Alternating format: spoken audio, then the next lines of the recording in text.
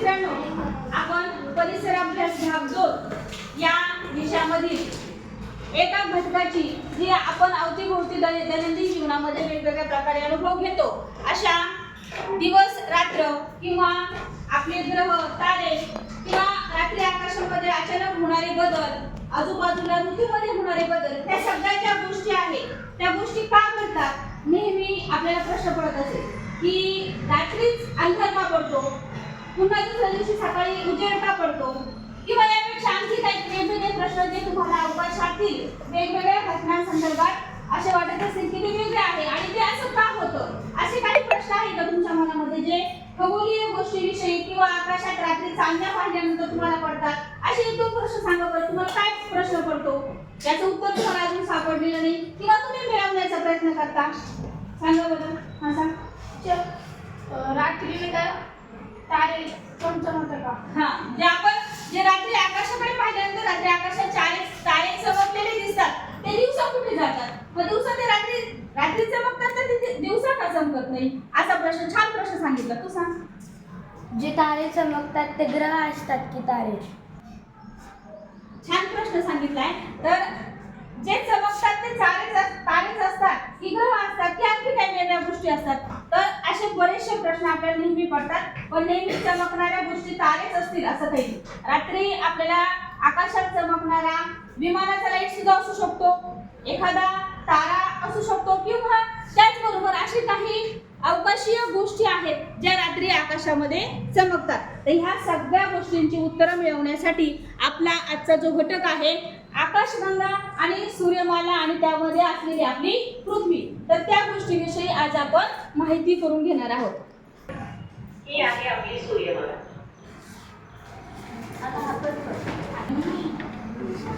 तर बघा, आपली आहे ही सूर्यमाला ज्यामध्ये वेगवेगळे ग्रह सूर्याच्या अवतीभोवती त्यांच्या कक्षामध्ये फिरतात.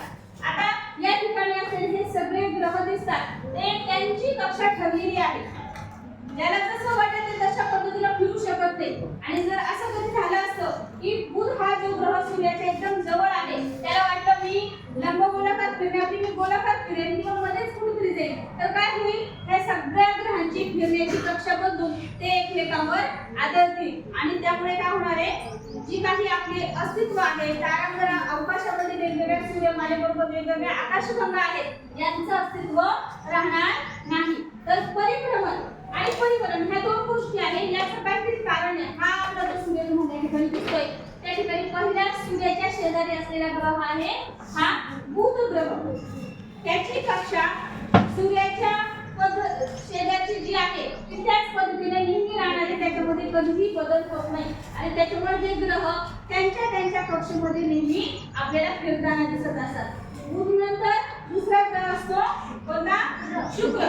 तर सूर्याच्या परिभ्रमण कक्षेमध्ये दुसरा सूर्याजवळचा ग्रह आहे शुक्र आणि शुक्राच्या नंतर येते ती आपली पृथ्वी. बघा या ठिकाणी बुध ग्रह तुम्हाला या ठिकाणी दिसतोय.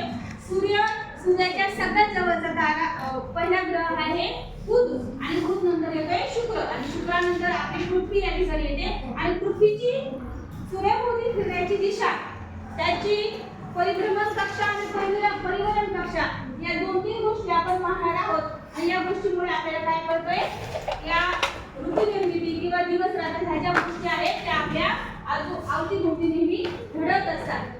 तर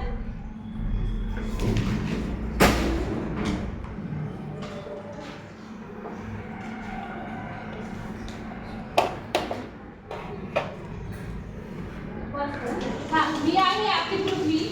तर सुमारे 4.5 अब्ज वर्षापूर्वी आपल्या पृथ्वीची निर्मिती झाली आणि पृथ्वीची निर्मिती झाल्यानंतर पृथ्वीवरील आजूबाजूच्या वातावरणामुळे त्या ठिकाणी असलेले वायू थंड झाल्यानंतर पृथ्वीवर पाण्याची निर्मिती आणि इतर सजीवांची निर्मिती झाली. आणि या निर्मितीमुळे पुढे जाऊन जे वायू थंड झाले त्याच्यानंतर ऋतूंची निर्मिती, दिवस आणि रात्र, पृथ्वीच्या परिवलन आणि परिभ्रमण कक्षेमुळे त्या ठिकाणी तयार झालेलं वातावरण, ह्या दोन गोष्टी आपल्याला आजच्या या तासिकेला बघायच्या आहेत. तर सर्वात प्रथम आपण पाहणार आहोत पृथ्वीचं परिवलन आणि परिभ्रमण म्हणजे काय. परिवलन म्हणजे काय, पृथ्वीचं परिवलन कोण सांगू शकतो? पृथ्वीचं परिवलन म्हणजे काय? पृथ्वी फिरते, पण ती स्वतः पृथ्वी देखील फिरत असते आणि पृथ्वीच्या या फिरत्याच्या गतीला आपण काय म्हणतो? परिभ्रमण म्हणतो. एकदम बरोबर सांगितलं. अजून परिभ्रमण कक्षा याच्याविषयी कोण सांगू शकतो? अजून सांग. पृथ्वी सूर्याभोवती फिरते त्याला परिभ्रमण म्हणतात. म्हणजे पृथ्वी स्वतःभोवती फिरता फिरता सूर्याभोवती देखील फिरते. परिभ्रमण, परि म्हणजे दुसऱ्या भोवती पण फिरते आणि त्याला पृथ्वीचं काय म्हणतात? परिभ्रमण म्हणतात. आणि पृथ्वीच्या या आसाभोवती फिरण्यामुळे पृथ्वीच्या वेगवेगळ्या परिभ्रमण आणि परिभ्रमण कक्षेमुळे फिरण्यामुळे दिवस रात्र निर्मिती होत असते. आणि पुढचा ग्रह आहे मंगळ. सूर्याच्या पहिल्या सूर्यापासूनच्या नजीकचा ग्रह आहे पहिला ग्रह कोणता? बुध. 2 नंबरचा ग्रह आहे शुक्र. त्यानंतर सगळ्यात महत्त्वाचा ज्याच्यावर सगळी जीवसृष्टी निर्माण झालेली आहे असा आपला पृथ्वी.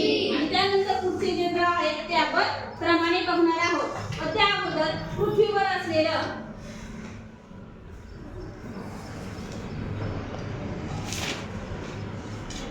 परिवलन आणि परिभ्रमणामुळे तयार झालेलं जो काही कक्षेच्या दिशेचा मार्ग आहे तो आज आपण बघणार आहोत. त्यासाठी आपण आपल्या वर्गाच्या 2 मुलांना पृथ्वी आणि सूर्य म्हणून या ठिकाणी आपल्या समोर सादर करत आहे, दाखवणार आहे. तर ते आपल्याला सूर्याची आणि पृथ्वीची जी भूमिका आहे, पृथ्वी कोणत्या पद्धतीने सूर्याभोवती फिरते आणि सूर्याच्या भोवती फिरण्यामुळे जी काही परिभ्रमण कक्षा पृथ्वीची तयार झालेली आहे ते आपण पाहणार आहोत.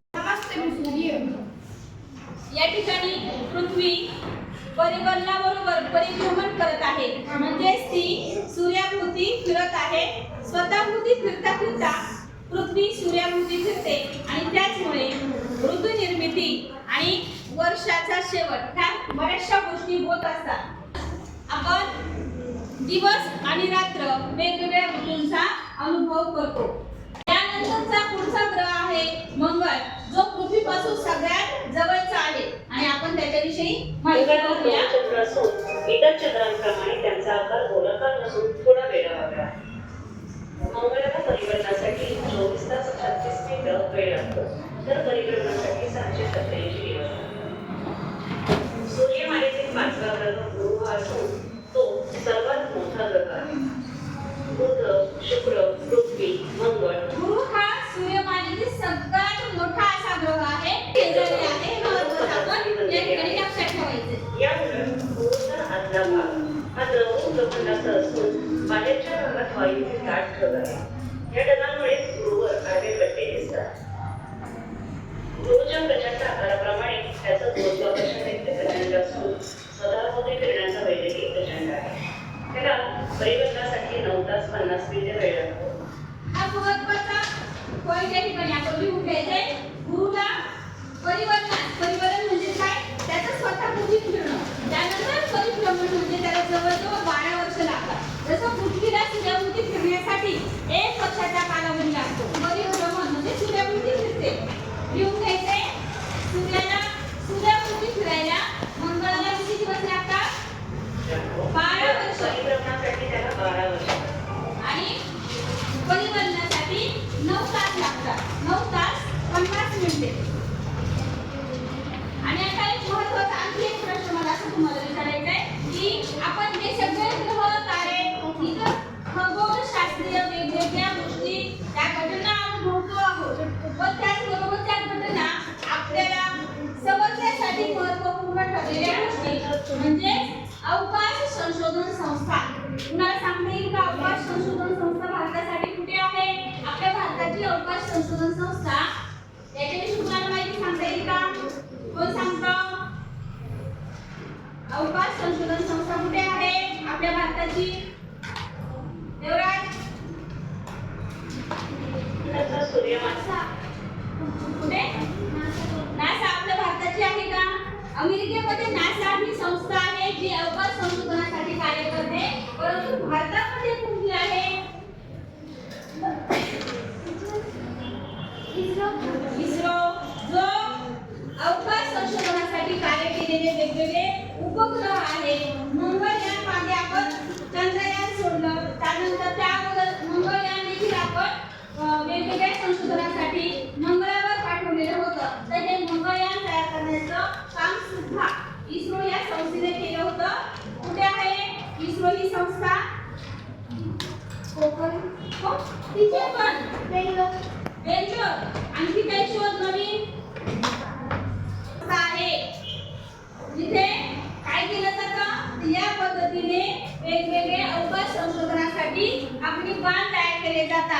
देवराज हे मॉडेल बंदूक केले. इस्रो विषयी माहिती नाही आपल्याला. ह्या जो काही मॉडेल तुम्हाला दिसतं याचा वापर कशासाठी केला जातो बघा बरं. काय दिसतं यामध्ये तुम्हाला? अवकाश संशोधन संस्थेमध्ये मोठ्या प्रमाणावर तेथे यान तयार केले जातात. हे कशासाठी असतात? तर वेगवेगळ्या ग्रह तारे किंवा खगोलशास्त्रीय घटना आहेत त्याचा आपल्याला त्याची माहिती व्हावी आणि त्या माहितीतून आपल्याला त्या ठिकाणी असलेल्या त्याच्या पृष्ठभागाची माहिती होऊन आपल्याला त्याचा संशोधनासाठी वापर करता यावा यासाठी आपण आपली भारताची जी इस्रो ही संस्था आहे ती अभिमान तयार करत असते. जसे की या ठिकाणी तुम्हाला मॉडेलमध्ये दिसतंय इस्रो या संस्थेद्वारे तयार केलेले वेगवेगळे अग्निबाण या पद्धतीचे असतात. तर बाकीच्या सगळ्या ज्या काही गोष्टी आहेत खगोलशास्त्रीय त्या आपण पुढील पाठामध्ये पाहणार आहोत. नंतर आपला पृथ्वीचा बृहस्पतीचा ग्रह आहे. या उलट गुरुचा आजचा भाग हा लघुप्रबंधाचा असून पुढील ग्रहांची माहिती घेऊया आपण. गाठ ठरला आहे. या ढगांमुळे गुरुवर आडवे पट्टे दिसतात. गुरुच्या प्रचंड आकाराप्रमाणे त्याचं गुरुत्वाकर्षण देखील प्रचंड असून स्वतःभोवती फिरण्याचा वेग देखील प्रचंड आहे. त्याला परिभ्रमणासाठी 9 तास 50 मिनिटे वेळ लागतो तर परिभ्रमणासाठी त्याला 12 वर्षे लागतात. यानंतरचा सूर्यमालेतील 6वा ग्रह आहे शनी. हा आपल्या कड्यांसाठी प्रसिद्ध आहे. शनी या ग्रहासाठी महत्त्वाचा एक वैशिष्ट्य लक्षात ठेवायचे. शनी या ग्रहाभोवती काय आहे? स्वतःचे कड आहे. पण ते कड म्हणजे काही पदार्थांचं नाही तर त्या ठिकाणी असलेलं वायूंचं वातावरण आहे आणि त्या वातावरणामुळे आपल्याला असा भास होतो की हे शनी ग्रहाचं काय आहे? कड आहे. पॉईंट लिहून घ्या. शनी ग्रह गुरुप्रमाणे खालील वायुमंडळ असून सूर्यमालेतील दोन अंतरचा लिहून घ्या. सिद्धी शनीला परिभ्रमणासाठी साधारणपणे 10 तास लागतात तर परिभ्रमणासाठी जवळपास असलेल्या वायूच्या कड्यासाठी प्रसिद्ध आहे आणि शनीचं परिवलन साधारणपणे 10 तास लागतात. परिवलनासाठी स्वतःभोवती फिरण्यासाठी 10 तास लागतात आणि परिभ्रमणासाठी सूर्याभोवती फिरण्यासाठी त्याला जवळपास युरेनस हा सूर्यमालेतील परिभ्रमणासाठी स्पर्शिक आहे.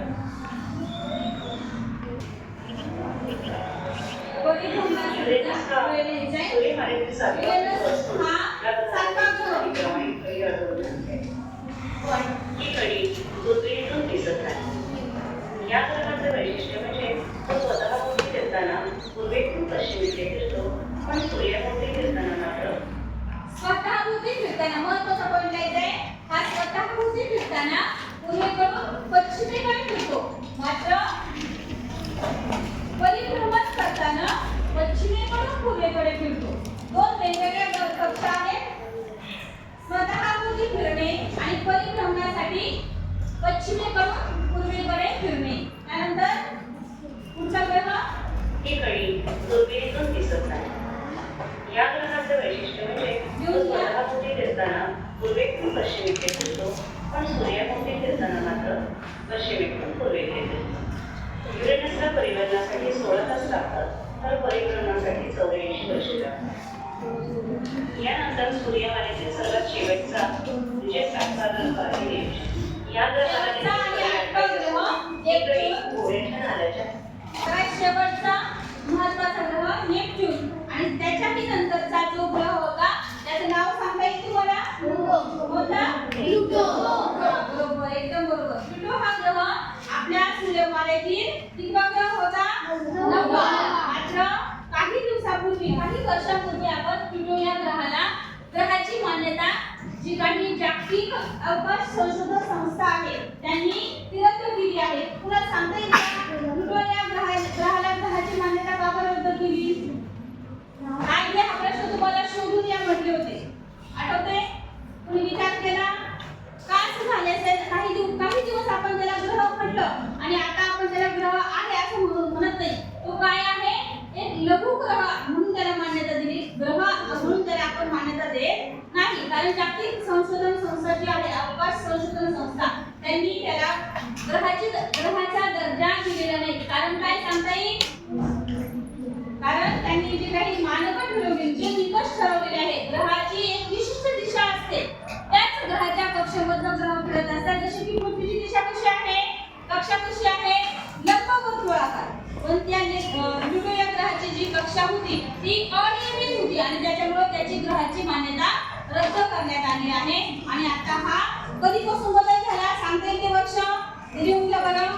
प्लुटो या ग्रहाची मान्यता सन 2006 पासून रद्द करण्यात आली आहे.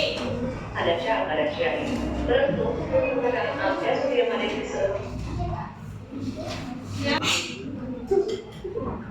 प्लुटो या ग्रहाची मान्यता 2006 पासून रद्द करण्यात आली आहे.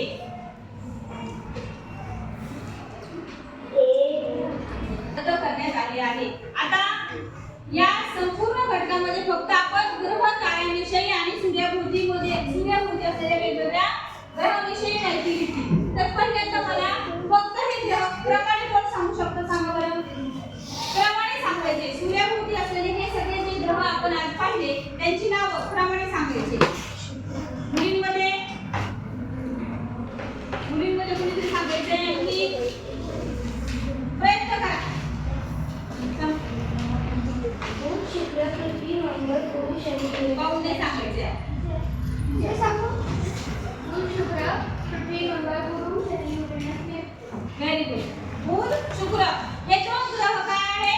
पृथ्वीच्या कक्षेच्या अगोदर आहे आणि म्हणूनच त्यांना काय म्हटलं जातं? अंतर्ग्रह म्हटलं जातं. महत्त्वाचा पॉइंट लिहून घ्या. बुध आणि शुक्र काय पृथ्वीच्या अगोदर येणारे सूर्याच्या एकदम जवळ असणारे ग्रह आहेत आणि हा घटक बऱ्याच स्पर्धा परीक्षांना विचारला जातो. बुध आणि शुक्र हे दोन कोणते ग्रह आहेत? अंतर्ग्रह आहेत. कोणते? अंतर्ग्रह. अंतर म्हणजे काय? आतले अंतर्ग्रह आहेत. आणि पुढचे कोणते ग्रह? सांग बरं आता तू दिलेले ग्रह पृथ्वीच्या कक्षेच्या बाहेरचे. मंगळ, गुरु, शनी, युरेनस, नेपच्यून. Very good. मंगळ, गुरु, शनी लिहून घ्या. मंगळ, गुरु, शनी, युरेनस आणि नेपच्यून या ग्रहांना बहिर्ग्रह म्हटलं जातं. बहिर म्हणजे बाहेरचे. दोन शब्द लक्षात येत आहे. अंतर म्हणजे आतले, पृथ्वीच्या कक्षेच्या आतले आणि बाहेरचे म्हणजे पृथ्वीच्या कक्षेच्या बाहेरचे. असे या ठिकाणी वेगवेगळे ग्रह आपण आजच्या सूर्यमालेमध्ये पाहिले. जसे की या प्रतिकृतीमध्ये तुम्हाला दिसेल हा तुमचा बंध आहे सूर्य आणि वेगवेगळे ग्रह या तुमच्या सूर्यमालेमध्ये सूर्याभोवती सतत फिरताना दिसतात. अशा पद्धतीने आपण आजची सूर्यमाला या ठिकाणी पाहिली आणि उरलेल्या सर्व ग्रहांची माहिती आपण पुढील घटकामध्ये घेणार आहोत. धन्यवाद.